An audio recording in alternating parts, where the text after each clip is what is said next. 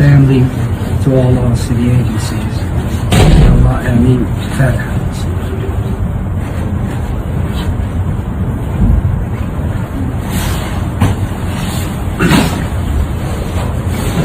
Thank you, Mr. Mayor. Thank you, Unfortunately, these days we don't repeat this enough, or we don't have this aqidah concept firm in our minds that Islam did not come to coexist. Islam لا يعلى. Islam يعلو ولا يعلى عليه. Islam is raised high and nothing is raised above Islam. We can't think of Islam that it came to live with these other religions, in the sense that Islam is a religion amongst those religions, and they have a share with the truth, and they have a share of justice, and they have a share of, this worship of Allah, the correct worship of Allah subhanahu wa ta'ala. Islam came to correct all of that. Islam came to remove the oppression of all those religions, and it is the only truth, and it is the only way to justice. The state of Texas has banned so-called Sharia cities after Governor Abbott signed House Bill 4211 in McKinney. Lawmakers passed it to specifically target Epic City, a planned mixed-use development near the town of Josephine. The governor claims anyone who bought a lot in Epic City would be required to follow Sharia law, making it a Muslims-only neighborhood. America is a Christian nation. Amen. The principal, 1 year ago, the principal on the same day, World Hijab Day, wore that hijab and said she loved it, all caps. 1 year to the day later, on World Hijab Day, Sunday, Monday hits, they're putting our girls in Sharia. They're passing out Sharia pamphlets, hijabs, Qurans, understanding Islam, understanding Sharia. Sharia treats half of this room like and these women are not. This is not a Muslim nation. This is a Christian nation. That principal knew what she was doing, and I am not believing that was one or two people at that front desk. Fired the principal. You tell the parents, don't go online to get information, but what did they get online? Marco told the truth. That's where they got the information, and you did. Online, telling us not to go there. This was dawah. Muslim proselytizing, dawah. It's like me as a Christian going into a school and witnessing to these kids. You want me to do that? Let's go. Which leads me to my first topic, Mr. President. Iran. I'm not talking about the people of Iran. I'm talking about the political and religious leadership of the government of Iran. Talking about the Ayatollah and his followers. And in America, we separate government from religion. Not in Iran, thanks to the Ayatollah. The government tells you what religion to practice. The government is the religion. Now, everybody has the right to believe what they want. I'll tell you what the Ayatollah believes. He's Muslim, but his strain of Islam says that if you do not agree with his interpretation of God, then you deserve to die. You do. And he acts on that belief. This law prevents them from creating no-go zones. It prevents them from selling or renting land only to people who follow Islam. Collin County State Rep Candy Noble co-authored the bill, citing Epic City's own words. They said, we will limit sales to only persons we believe will contribute to the overall makeup of our community. All lies, argues Epic City's attorney, Dan Cogdell. I mean, simply put, Governor Abbott couldn't find the truth with respect to Epic with a CNI dog, a search warrant, and a citing.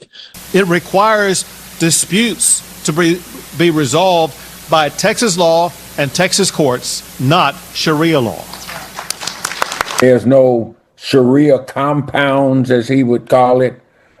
He doesn't even know what Sharia is. The DFW Council on American Islamic Relations also calling out the rhetoric as hurtful and dangerous. Sharia law would generally be defined as requiring people to comply with either the rules of Sharia, the rules of Islam, the rules of a local mosque. What are you guys hearing that people are interpreting Sharia law to be? The Sharia is some type of dark, mystic political system that would require everybody to wear burqas, and their sons would be terrorists and so forth and so on. All this propaganda that goes with it.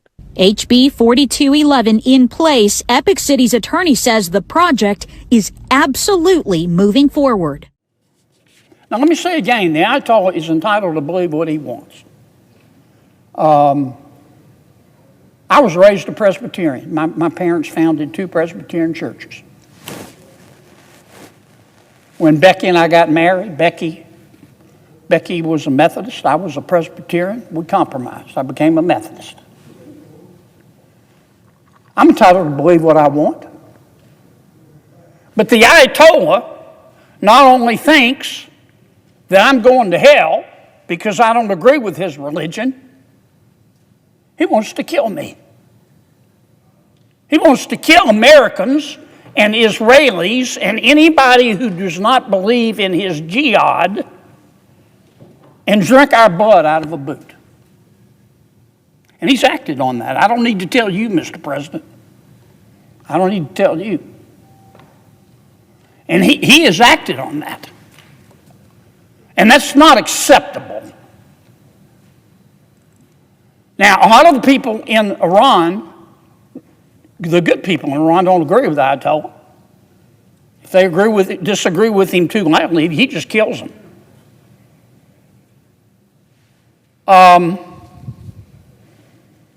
Now the Ayatollah, it's actually been the case for the last, 10, 15, 20 years.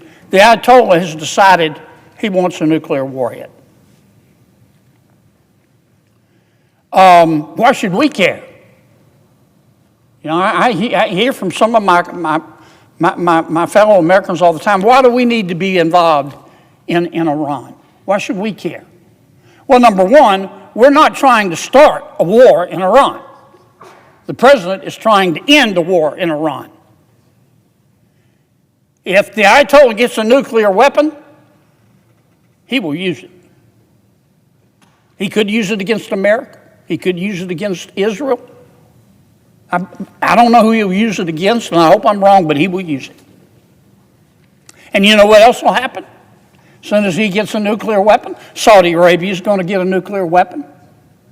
And the UAE is going to get a nuclear weapon. And Japan's going to get a nuclear weapon.